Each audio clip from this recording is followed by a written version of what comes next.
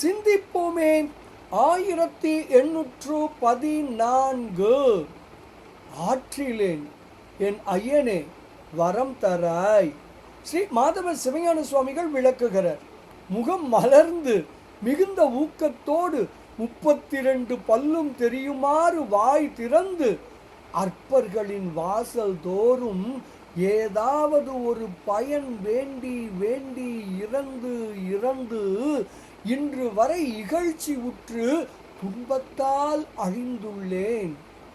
இனிமேலும் இதை தாங்க மாட்டேன் என் ஐயனே. எதை கேட்க வேண்டுமானாலும் உன்னிடமே கேட்பேன். கலைசை வாழ் சிதம்பரேச வள்ளலே, அடியேன் கேட்கும் வரங்களை தந்தருள்வாய். இப்படியாக எதை கேட்பினும் பெருமானிடம் கேட்பீராக என்று விளக்குகிறார் ஸ்ரீ மாதவ சிவஞான சுவாமிகள். பாடலை காணலாமே.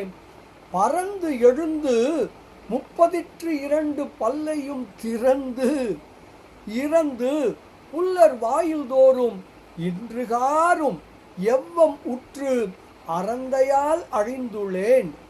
இது ஆற்றிலேன் என் ஐயனே வரம் தராய்.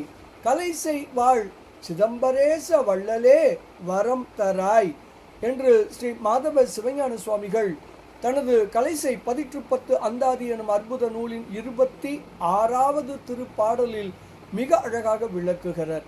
எதையும் பதியிடம் கேட்போம், ஞானம் பெறுவோம், பேரானந்தத்தில் திளைப்போம் திளைப்போம் திளைப்போம்.